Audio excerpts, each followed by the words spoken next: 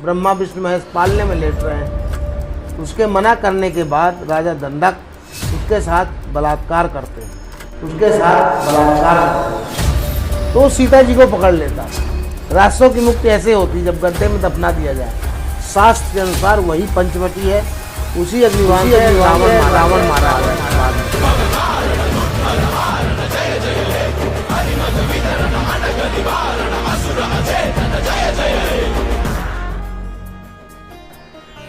नमस्कार। रामायण संवाद श्रृंखला में अब तक हमने देखा कि प्रभु अत्रि अनुसुईया आश्रम से निकल चुके हैं। डॉक्टर साहब, हमें एक बात बताइए कि अत्रि अनुसुईया आश्रम से निकलने के बाद प्रभु दंडकारण्य पहुंचते हैं। इस बीच वो किन किन मार्गों से जाते हैं, किन किन स्थानों से गुजरते हैं, और आज वो स्थान, वो मार्ग किस भौगोलिक दृष्टि में है?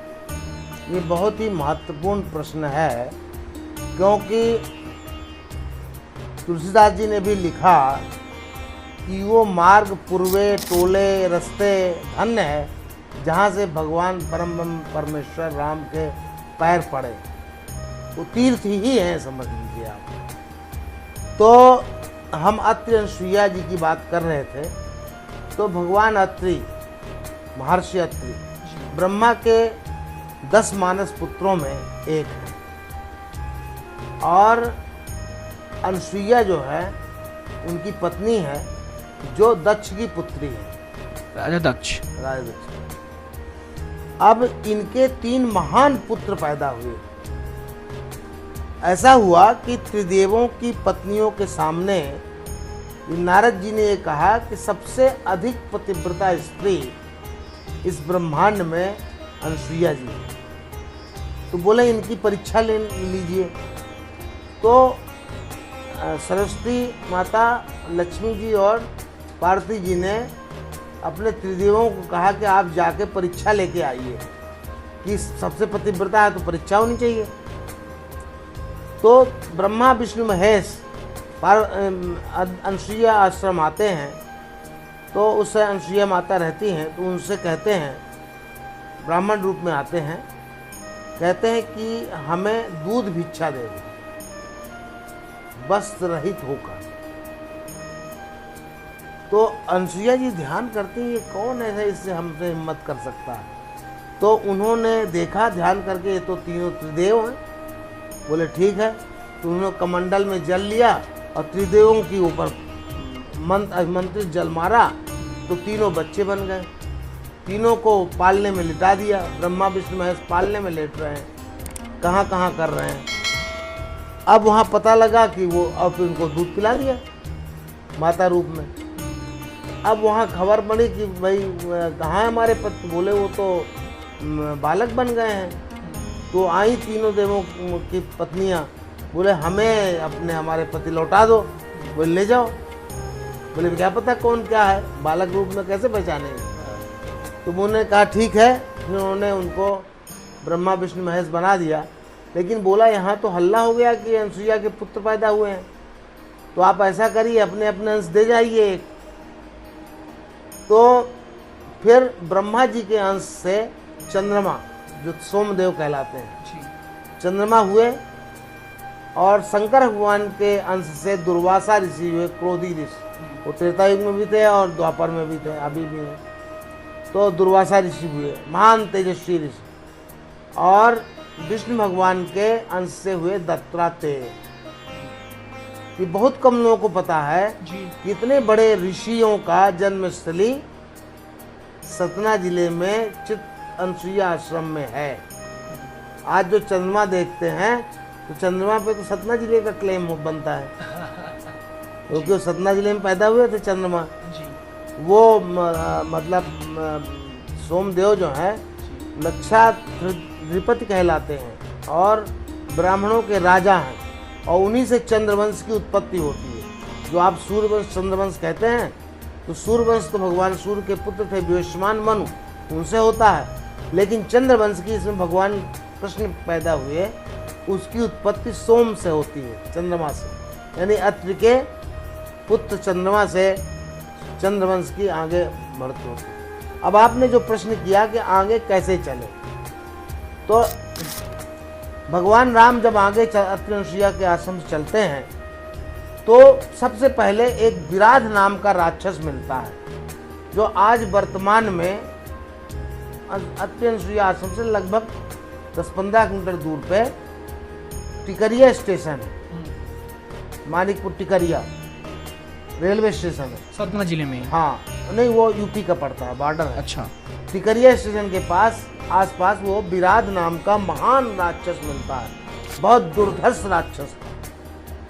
तो विराध ने देखा, अरे ये स्त्री पुरुष और ये 2 बालक आ रहे हैं, तो उसने कहा अरे विराध के एरिया में आने की हिम्मत कैसा किया। तो सीता जी को पकड़ लेता है और राम लक्ष्मण कहते भाई नहीं, इन दोनों भाइयों को पकड़ लेता है। तो वो सीता जी कहती कि भाई इनको छोड़ दो, हमें भले ले जाओ।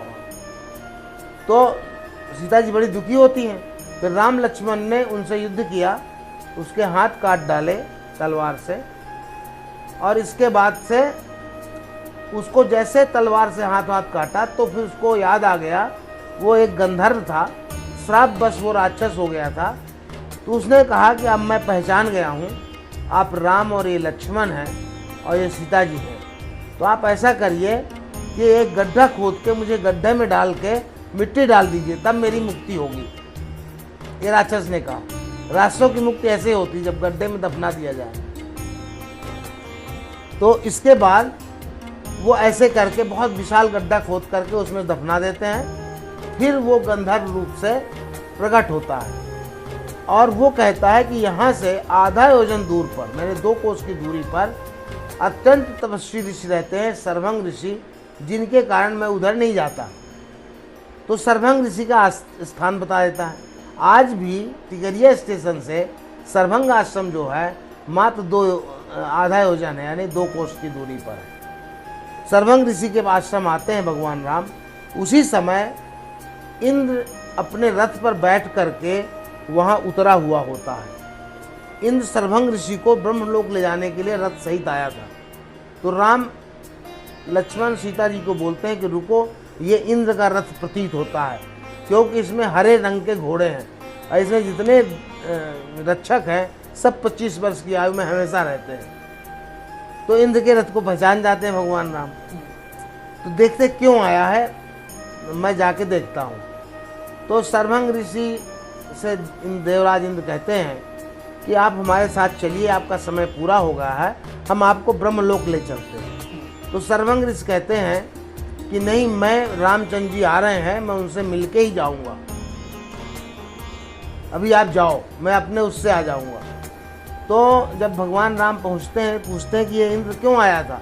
बोले मुझको लेने आया था, मैंने मना कर दिया, मैं आपके दर्शन किए बगैर नहीं जाऊंगा। तो उसमें तुलसीदास जी ने लिखा है कि जात रहो बिरंच के धामा, श्रवण सुनो बन आई है रामा, चितवत पंथ रहो दिन राती, आज बिलोक जुड़ानी छाती। मैंने सुना था कि राम आए हैं, इस उसमें आएंगे, इसलिए मैं बिरंच के जाके रोक दिया मैंने अपनी यात्रा ब्रह्मलोक जाने का, और आपके दर्शन के लिए रुका हुआ हूँ। तो भगवान राम की स्तुति करते हैं और योगाग्नि से अपने शरीर को भस्म कर देते हैं। फिर विष्णु रूप में वो अपने ब्रह्मलोक चले जाते हैं। सर्वभंग ऋषि गौतम गोत्री ऋषि थे। इसके बाद वो बताते हैं भगवान राम को कि आप पास में ही कुछ दूर पर मंदाकिनी नदी के किनारे किनारे जाइएगा तो आपको सुतीक्षण ऋषि मिलेंगे, वो आपको आगे का मार्ग बताएंगे। पास में ही कुछ दूर मतलब लगभग 1 कोस के अंदर, 2 मील के अंदर। और जो नदी सर्वभंग ऋषि के पास सर्वभंगा में बहती है वो मंदाकिनी की ही धारा है। तो मंदाकिनी नदी के किनारे किनारे जाने की बात करते हैं, जो अभी है वहाँ पे सुतीक्षण आश्रम भी बना हुआ है। तो वहाँ पर जाते हैं, सुतीक्षण जी से मिलते हैं। सुतीक्षण जी अगस्त जी के शिष्य थे और बोले मेरे यहाँ भी कई बार इंद्र भी आए, शिव जी भी आए, इतने महान ऋषि थे सुतीक्षण जी। बोले कि मेरे गुरु हैं। मैं भगवान ने कहा कि हमें अगस्त जी से मिलना है, वो कहीं जंगल में उनका आश्रम है, आप हमें बताइए। तो सुतीक्षण जी उनको बताते हैं कि यहाँ से 16 योजन दूर यानी 64 मील 64 कोस दूर पर 16 योजन 16 चौको 64 कोस दूरी पे अगस्त जी रहते हैं।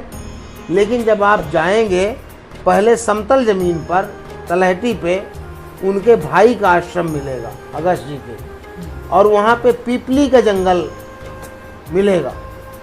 और रास्ते में जब आप जाओगे तो सोन नदी को क्रॉस करना पड़ेगा। ब्रह्म पुराण में लिखा है भगवान राम जब यहाँ से चले तो सुतीक्षण आश्रम मिला, उसके बाद पगार के बाद बिरसिंहपुर ग्राम है एक, सौभाग्य से मेरी जन्मस्थली बिरसिंहपुर। भगवान राम वहाँ से गए, वहाँ से कोटर से सज्जनपुर रामबन सतना जिले का, वहाँ से अमरपाटन से गोरसरी घाट क्रॉस करके सोन नदी को क्रॉस करते हैं। वो जगह पर मार्कंडेय ऋषि का आश्रम था। सोन नदी और एक छोटी महानदी है जो कटनी के आसपास से निकलती है, उसका संगम है। उसका बहुत बड़ा महात्म वर्णन किया गया है। वहाँ पे सोन का मार्कंडेय घाट में स्नान करने से ब्रह्म हत्या तक से मुक्ति मिल जाती है। और भगवान राम लक्ष्मण सीता सोन नदी से अमरकंटक घाट से आगे चलते हैं। तो वहाँ से चलते हैं तो फिर जयसिंह नगर से शहडोल वर्तमान का, और शहडोल से घाट उतर करके कलमनिहाई घाट उतर करके और नीचे होकर के जाते हैं दमगढ़ के पहले नर्मदा जी को पार करते हैं, जहाँ पे बैदूर पर्वत से आया हुआ एक नाला मिलता है और वहाँ पे स्नान करते हैं।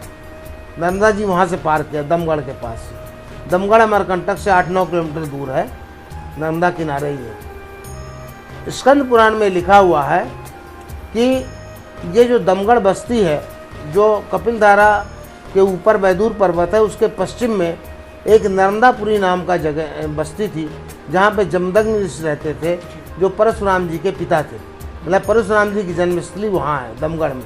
भगवान राम अगस्त इसके भ्राता के पास रुकते हैं दमगढ़ में, और वहाँ पे पिपली का वन मिलता है। इसके बाद अगले दिन सवेरे जाके अमरकंटक पर्वत श्रेणी पहाड़ पर जहाँ अगस्त ऋषि का आश्रम था वहाँ पहुँच जाते हैं। और इस अगस्त कुंभर बहुत बड़े ऋषि हैं और वहाँ उनसे भगवान मिलते हैं। अगस्त जी भगवान राम को एक तलवार और इंद्र का दिया हुआ अक्षय तुनीर, जिसमें बाण कभी ख़त्म नहीं होते, देते हैं। और अगस्त जी उनको कुछ और एक आभूषण भी देते हैं, और वहाँ पर वो कहते हैं अग्निबाण भी देते हैं। उसी अग्निबाण से रावण मारा गया था बाद में। इस तरह से भगवान राम अगस्त जी के आश्रम में उस रात रुकते हैं। फिर दूसरे दिन यहाँ से आगे वो दंडकारण्य के लिए प्रस्थान करते हैं। डॉक्टर साहब, अगला प्रश्न मेरा आपसे ये रहेगा कि अगस्त ऋषि के आश्रम से निकलने के बाद प्रभु किन मार्गों से दंडकारण्य पहुँचते हैं? साथ ही एक प्रश्न इसमें और रहेगा कि वास्तविक पंचवटी कहाँ है? कुछ लोग दावा करते हैं कि वास्तविक पंचवटी नासिक में है, महाराष्ट्र में है। एमपी वाले कहते हैं कि नहीं, ये एमपी में है। तो आप बताइए, आपसे बेहतर कौन इस प्रश्न का उत्तर देगा? बहुत ही सुंदर प्रश्न है और सबको जानना चाहिए भगवान राम किस मार्ग से गए। तो अगस्त ऋषि से मिलने के बाद अगस्त ऋषि से भगवान राम कहते हैं कि तुम जानो जे कारण आए हो। आप जानते हैं कि मैं किस कारण से वन में आया हूँ, इसलिए मुझे ऐसा स्थान बताइए जहाँ से मैं अपना वो काम पूरा कर सकूँ। तो उन्होंने बताते हैं कि दंडक वन निवास प्रभु करहु, औग्र साप मुनिवर कर रहु। हे राम, आप दंडक वन में निवास करिए, और भृगु ऋषि ने जो श्राप दिया था राजा दंडक को, उस श्राप को मुक्त करिए, उस जगह को। तो दंडक इक्ष्वाक के तीसरे पुत्र थे, राजा दंडक, जिनका पूरे राज्य जो है विंध्य पर्वत श्रेणी में फैला हुआ था। तो राजा दंडक जब वहाँ रहते थे तो एक बार उन्होंने शुक्राचार्य जी के आश्रम में गए। राजा थे, उनकी बड़ी पुत्री थी अर्जा, उसको बहुत सुंदर थी, उसको देख के मोहित हो जाते हैं और उससे प्रणय निवेदन करते हैं। तो वो कहती है कि भाई आप अब मेरे पिताजी से मेरा हाथ मांग लीजिए। वो कहे नहीं, मैं तुमसे अभी प्रणय याचना करता हूँ। उसके मना करने के बाद राजा दंडक उसके साथ बलात्कार करते हैं, और बलात्कार करने के बाद बोले तुम जान, पहले उसने डराया कि अगर आप कुछ भी करोगे, जानते नहीं मेरे पिताजी को, भर नष्ट कर देंगे। बोले मैं नष्ट हो जाऊँ चाहे कुछ हो जाऊँ, लेकिन मैं काम मोहित हूँ, आप से मैं संसर्ग चाहता हूँ। तो उनके साथ ज़बरदस्ती बलात्कार करते हैं अर्जा के साथ। जब रोती फिर चले आते हैं, जब रोती हुई बैठी रहती है, भृगु ऋषि आते हैं, शुक्राचार्य जी, पता चलता है कि ऐसा हुआ है। तो उन्होंने श्राप दिया, अय दंडक 7 दिन के अंदर, 7 दिन के बाद तुम्हारा राज पूरा नष्ट हो जाएगा, कोई भी जीव जंतु नहीं बचेगा, पूरा पथरी जो व्यक्ति जो भी रह रहे हैं वो सब नष्ट हो जाएगा। तो श्राप देते हैं, श्रापित हो जाता है। केवल 1 योजन का क्षेत्र बचेगा जहाँ पे वो लड़की को बोलते हैं तुम यहाँ रहना 100 वर्ष, फिर इसके बाद आ जाना, तपस्या करते हुए। तो दंडक का राज पूरी तरह से श्रापित हो गया था, वहाँ जीव जंतु भी कुछ नहीं थे। तो वो वाला जंगल जो पुष्पित पल्लवित हुआ है और श्राप मुक्त हुआ है, भगवान राम के पद कमल पढ़ने के बाद, चिन्ह पढ़ने के बाद हुआ है।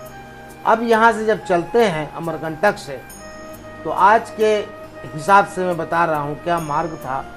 वो वहाँ से क्योंची आते हैं, क्योंची से खोंगसरा, खोंगसरा से बेलगहना, बेलगहना से रतनपुर, रतनपुर से मस्तूरी, मस्तूरी से सबरी नारायण, सिबरी नारायण है एक्चुअली वो जगह।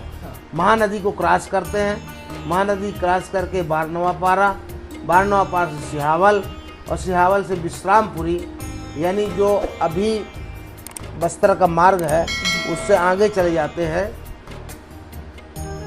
और विश्रामपुरी से फिर वो जाते हैं नारायणपुर। नारायणपुर से जाके वो भगवान राम छोटे डोंगर से भैरमगढ़, वहाँ पर इंद्रावती नदी पार करते हैं, और इंद्रावती नदी को पार करके वो पहुँचते हैं बीजापुर।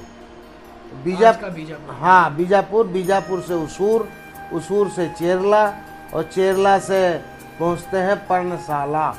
वाल्मीकि जी ने पर्णशाला नाम दिया है, हिंदी में उसको आप पंचवटी कह सकते हो। तो पंचवटी बस्तर के लास्ट में थी, आज वो जगह तेलंगाना का खम्मम जिला है। नासिक में पंचवटी नहीं थी, क्योंकि दंडकारण्य यही है, बस्तर ही दंडकारण्य है, जहाँ मेरी पोस्टिंग हुई बीजापुर का पश्चिम बस्तर का वर्किंग प्लान बनाने के लिए। उस समय मैंने देखा, और शास्त्रों के अनुसार दंडकारण्य में ही पर्णशाला थी। वहाँ भगवान पहुँच जाते हैं, और पर्णशाला बना करके, वो दक्षिण का द्वार भी कहा जाता है, जो भद्राचलम से 25 किलोमीटर पहले है। और रावण के जो दूत हैं खरदूषण, त्रिशिरा और शूर्पणखा, ये भद्राचलम के पास रहते थे इंटीरियर, क्योंकि ये एरिया तो जनविहीन था, लेकिन वो वहाँ पे चौकी में बैठे थे। इस तरह से भगवान राम पर्णशाला पहुँच जाते हैं, और लगभग 6 से 7 महीने भगवान राम पर्णशाला में रहते हैं।